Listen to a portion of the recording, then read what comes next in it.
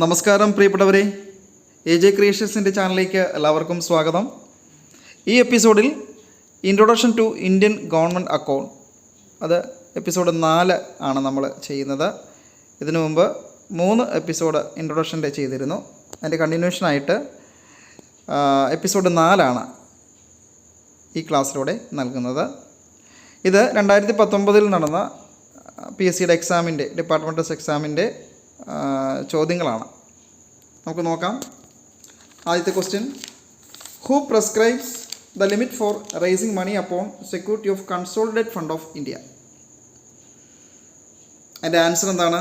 The parliament by law. എന്താണ്? Consolidate ഫണ്ടിൻ്റെ സുരക്ഷയ്ക്കായി പണം സ്വരൂപിക്കുന്നതിനുള്ള പരിധി നിർദ്ദേശിക്കുന്നത് ആരാണ്? കൺസോളിഡേറ്റ് ഫണ്ടിൻ്റെ സുരക്ഷയ്ക്കായിട്ട് പണം സ്വരൂപിക്കുന്നതിനുള്ള പരിധി നിർദ്ദേശിക്കുന്നത് ആരാണ് എന്നാണ് ചോദ്യം. ഇതിൻ്റെ ആൻസർ എന്താണ്? The parliament by law. നിയമപ്രകാരം പാർലമെൻറ്റാണ് അത് നിർദ്ദേശിക്കുന്നത്. അടുത്തെന്താണ്? What is the maximum period within which a state government has to repay the special ways and means advance taken from Reserve bank of India? അതിൻ്റെ ആൻസർ 3 months എന്നാണ്. അതായത് reserve ബാങ്കിൽ നിന്നും സ്പെഷ്യൽ വേസ് ആൻഡ് മീൻസ് പ്രകാരം എടുത്ത advance തുക ഒരു സംസ്ഥാന ഗവൺമെൻറ് തിരിച്ചടയ്ക്കേണ്ട പരമാവധി കാലയളവ് എത്രയാണെന്നാണ് ചോദ്യം. പരമാവധി കാലയളവ് എത്രയാണ്? 3 മാസമാണ്. അടുത്ത ക്വസ്റ്റ്യൻ നമുക്ക് നോക്കാം. എന്താണ്?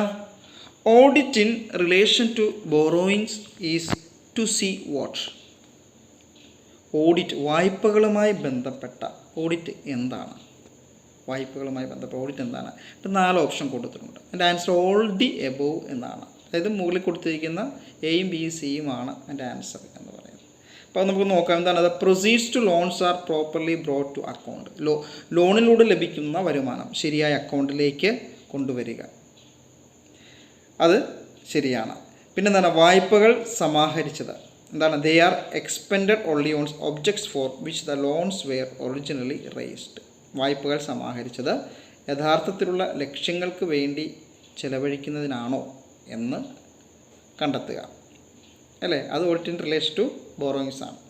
പിന്നെ 3ാമത്, whether adequate arrangements are made by government for amortisation of ഡെപ്റ്റ്.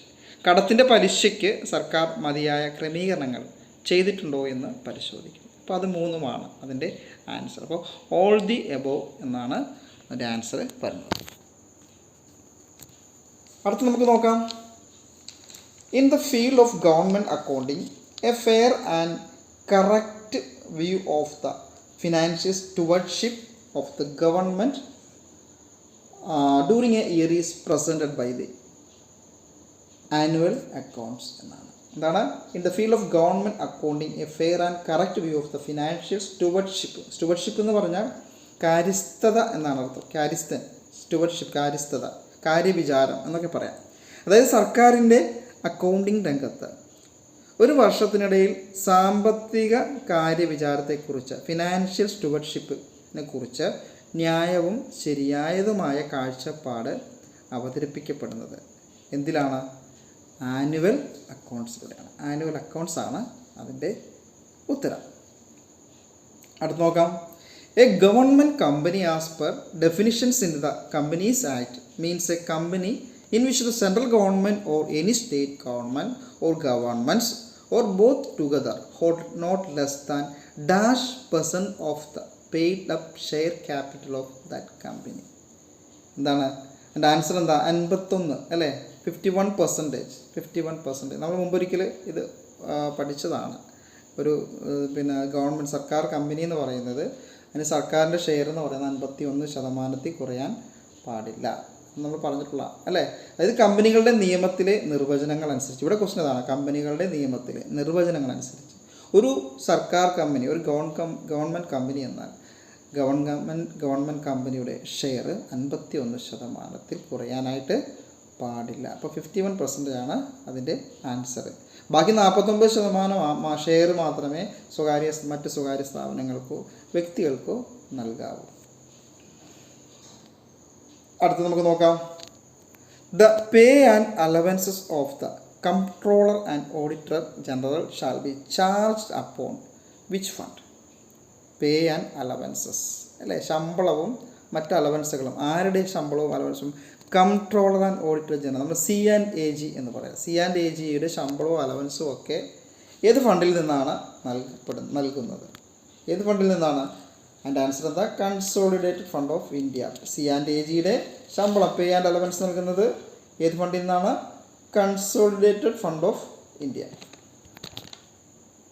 Okay, അടുത്ത ദിവസം നമുക്ക് നോക്കാം. In how many tiers are government accounts classified? Government accounts എത്ര ടയേഴ്സ് ആയിട്ടാണ്, എത്ര ശ്രേണിയിലാണ് ക്ലാസിഫൈ ചെയ്തിരിക്കുന്നത്? എൻ്റെ ആൻസർ എത്രയാണ്? 5 ആണ്, 5 ആണ്. ഗവൺമെൻറ് അക്കൗണ്ട്സ് പറയുന്ന 5 ടയേഴ്സാണ് കേട്ടോ. ആ 5 ടയേഴ്സ് ഏതൊക്കെയാണെന്ന് അറിയാമോ? എന്തൊക്കെയാണ്? Major head, sub major head, minor head, sub head, detailed head. ഇത് 5 ആ ടയർ അല്ലേ. അപ്പോൾ എന്താണ് മേജർ ഹെഡ്? മേജർ ഹെഡ് എന്ന് പറഞ്ഞാൽ എത്ര ഡിജിറ്റ് നമ്പർ, അതിനൊരു ഡിജിറ്റ് നമ്പർ ഉള്ളല്ലേ, ഫസ്റ്റ് തുടങ്ങുന്ന 4 ഡിജിറ്റ് നമ്പറാണ് അതിന് ഉള്ളത്. അതുപോലെ സബ് മേജർ ഹെഡ്, തുറന്നു വരുന്ന സബ് മേജർ ഹെഡ് 2 ഡിജിറ്റാണ് ഉള്ളത്. മൈനർ ഹെഡിന് 3 ഡിജിറ്റാണ് ഉള്ളത്. സബ് ഹെഡിന് 2 ഡിജിറ്റ്, ഡീറ്റെയിൽ ഹെഡിന് 2 ഡിജിറ്റ്. അത് ഓർത്തിരിക്കുക. മേജർ ഹെഡ് 4 ഡിജിറ്റും, പിന്നെ sub major head, sub head, detail ഹെഡിന് ഇവ 3നും 2 ഡിജിറ്റ് വീതവും, മൈനർ ഹെഡിന് 3 ഡിജിറ്റ്. അത് ഓർത്തിരിക്കുക. ഓർത്തിരിക്കാനായിട്ട് ഒരു എളുപ്പ വഴി എന്ന് പറഞ്ഞാൽ MS D എന്ന് മനസ്സിൽ ഓർത്താൽ മതി. അപ്പോൾ ആ 5 ഹെഡിൻ്റെയും പേര് നമുക്ക് ക്രമത്തിൽ വരും. MSD ആദ്യത്തെ അക്ഷരമാണ് കേട്ടോ. അത് നിങ്ങൾ ഓർത്തിരുന്നാൽ മതി. അടുത്ത question. In a government company preparation of accounts is whose responsibility? ഒരു ഗവൺമെൻറ് കമ്പനിയിൽ, നമ്മൾ ഗവൺമെൻറ് കമ്പനിയിൽ ഗവൺമെൻറ്റിൻ്റെ ഷെയർ എത്രയാണ്? 51% കുറയാൻ പാടില്ലെന്ന് പറഞ്ഞു. ഇവിടെ എന്താ ചോദിച്ചിരിക്കുന്നത്? Government company preparation of accounts is whose responsibility? Government കമ്പനിയിലെ അക്കൗണ്ട്സ് പ്രിപ്പയർ ചെയ്യുന്നതിനുള്ള ഉത്തരവാദിത്വം ആർക്കാണ്? ഷെയർ ഹോൾഡേഴ്സ്, ഓഡിറ്റർ, ഡയറക്ടേഴ്സിനാണ് അല്ലേ. കമ്പനിക്കാകുമ്പം ഡയറക്ടേഴ്സ് ഉണ്ടാകും. അപ്പം ആ ഡയറക്ടേഴ്സിനാണ് ആ ഗവൺമെൻറ് കമ്പനിയുടെ അക്കൗണ്ട്സ് പ്രിപ്പറേഷൻ ചെയ്യാനുള്ള ഉത്തരവാദിത്തം. Preparation of accounts is responsibility എന്ന് പറയുന്നത് ആർക്കാണ്? ദ ഡയറക്ടേഴ്സിനാണ്. അടുത്ത് നോക്കാം. In the regular government accounts the correct allocation of expenditure to revenue or capital heads of accounts is checked by which department? അല്ലേ, സർക്കാർ അക്കൗണ്ടുകൾ, in the regular government account, സർക്കാർ അക്കൗണ്ടിൽ റവന്യൂ അല്ലെങ്കിൽ ക്യാപിറ്റൽ ഹെഡ് ഓഫ് അക്കൗണ്ട്സ് ശരിയായ വിധം ഏത് ഡിപ്പാർട്ട്മെൻറ്റാണ് പരിശോധിക്കുന്നത്, ചെക്ക് ചെയ്യുന്നത്? ഏത് ഡിപ്പാർട്ട്മെൻറ്റാണ്? ഇന്ത്യൻ ഓഡിറ്റ് ആൻഡ് അക്കൗണ്ട്സ് ഡിപ്പാർട്ട്മെൻറ്റാണ് അത് പരിശോധിക്കുന്നത്. Indian audit and accounts department. അടുത്ത് നമുക്ക് നോക്കാം. എത്രയാണ്? 19 അല്ലേ.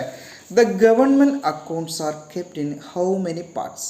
Government accounts are kept in how many parts? എത്ര പാർട്സ് ആണുള്ളത്? 3 പാർട്സ് ആണുള്ളത്. ഏതൊക്കെയാണത്? Consolidate fund, contingency fund, public account. അപ്പോൾ ഈ അക്കൗണ്ടുകളെക്കുറിച്ച് നമുക്കൊന്ന് നോക്കാം. ഇത് കേരള ഫിനാൻഷ്യൽ കോഡ് എല്ലാത്തുമൊക്കെ ചോദിക്കും അല്ലേ. KSRലും ചോദിക്കാനുള്ള സാധ്യതയുള്ളതാണ്. ഈ ഇൻട്രൊഡക്ഷൻ ടു ഇന്ത്യൻ അക്കൗണ്ടിലും ഇത് എക്സാമിന് ചോദിക്കാനുള്ളതാണ് ഇത് ഡീറ്റെയിൽസൊക്കെ. അപ്പോൾ അത് നമ്മളൊന്ന് മനസ്സിലാക്കിയിരിക്കുന്നതാണ്. കൺസോളിഡേറ്റ് ഫണ്ട് എന്ന് പറഞ്ഞാൽ എന്താണ്? ഇന്ത്യൻ ഭരണഘടനയുടെ ആർട്ടിക്കിൾ 266 പ്രകാരം ഫോം ചെയ്തിട്ടുള്ള ഫണ്ടാണ് consolidated fund. Consolidated fund article 266 Indian ഭരണഘടനയുടെ. അതായത് വിവിധ ഇനങ്ങളിലായി സർക്കാരിൻ്റെ വരുമാന മാർഗങ്ങളിൽ നിന്ന് ലഭിക്കുന്ന തുക.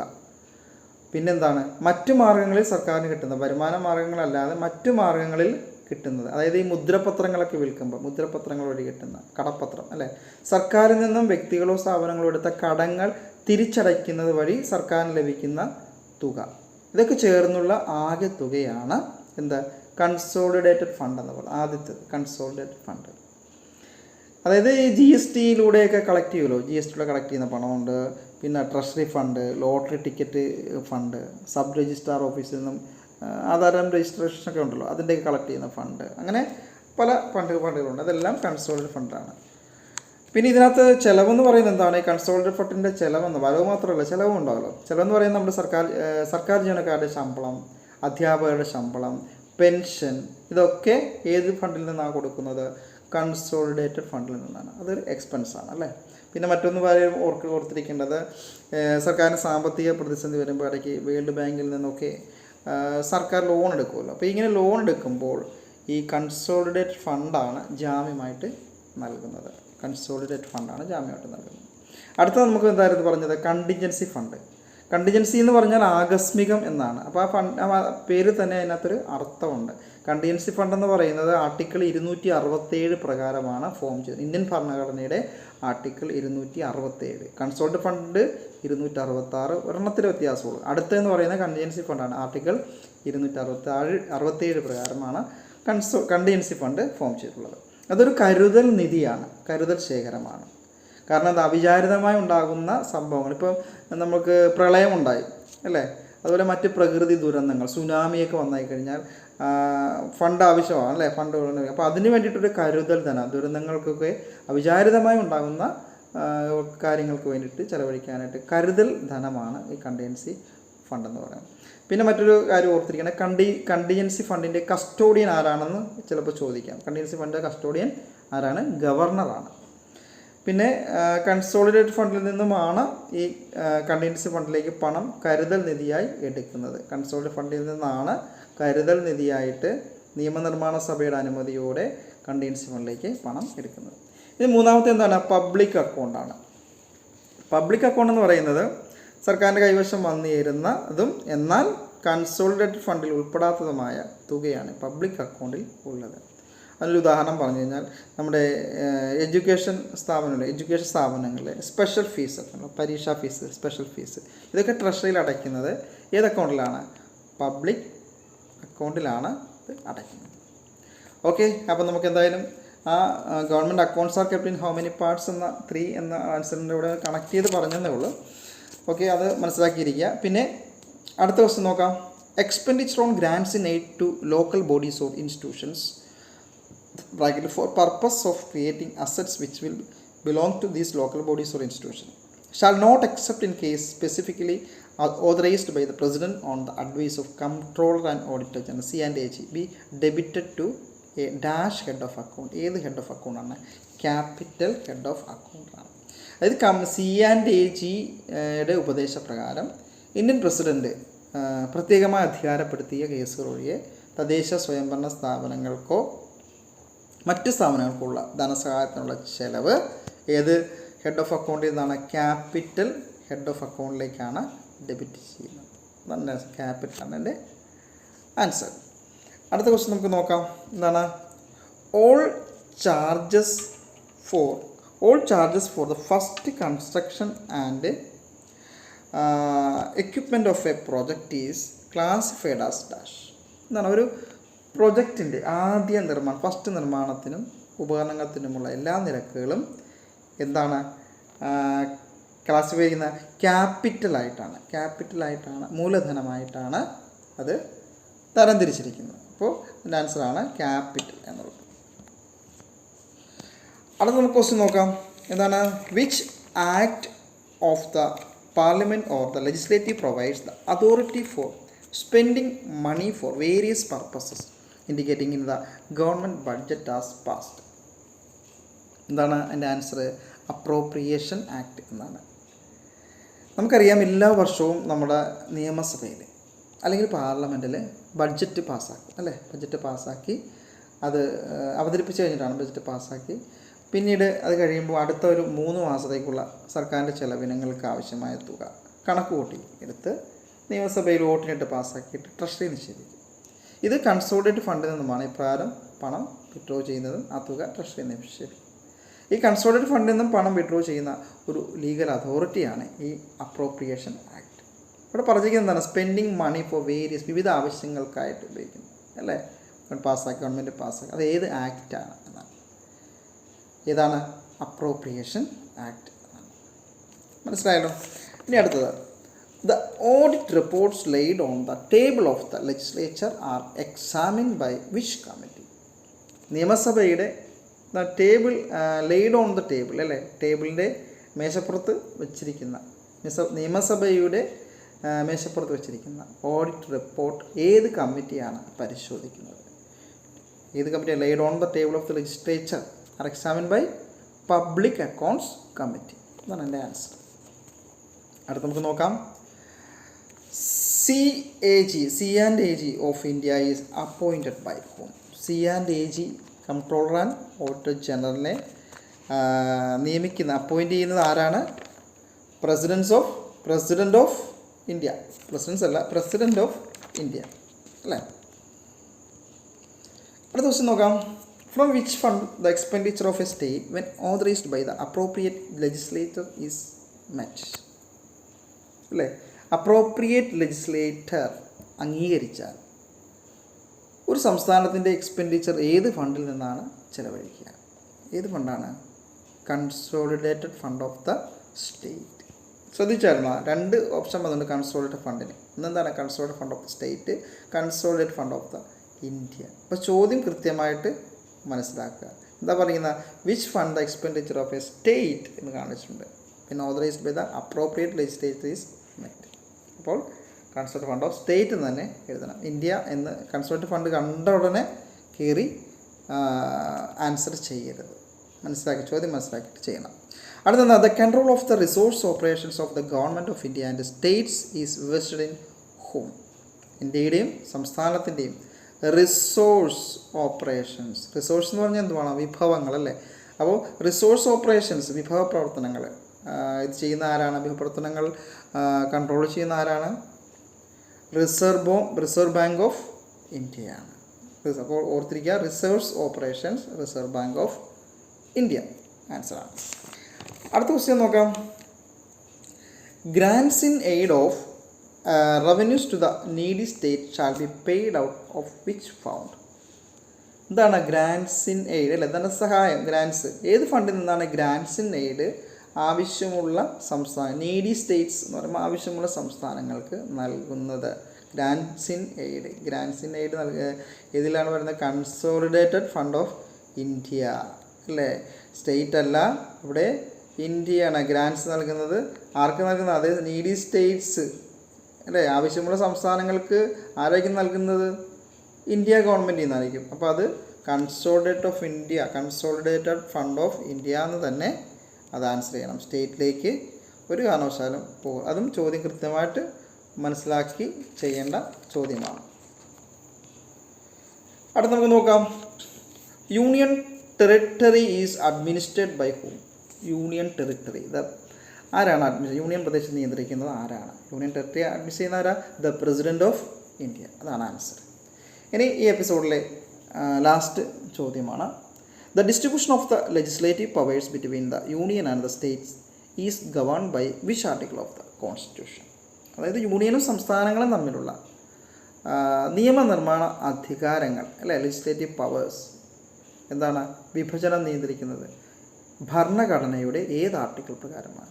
ആർട്ടിക്കിൾ 246 ആർട്ടിക്കിൾ 246 പ്രകാരമാണ് എന്താണ് യൂണിയനും സംസ്ഥാനം എന്നുള്ള legislative powers between union and state. അതുപോലെ തന്നെ മതി legislative powers between union and state article 246 എന്നാണ്. അപ്പോൾ നമ്മൾ ഇന്ന് ഈ എപ്പിസോഡിലൂടെ ഇൻട്രൊഡക്ഷൻ ടു ഇന്ത്യൻ ഗവൺമെൻറ് അക്കൗണ്ടാണ്, അതും നമ്മുടെ എക്സാമിൻ്റെ ഭാഗമാണ്. അപ്പോൾ അതുകൊണ്ട് ഇടയ്ക്ക് KSRൻ്റെ ഇടയ്ക്ക് അതും കൂടി ഇട്ടിരിക്കുകയാണ്.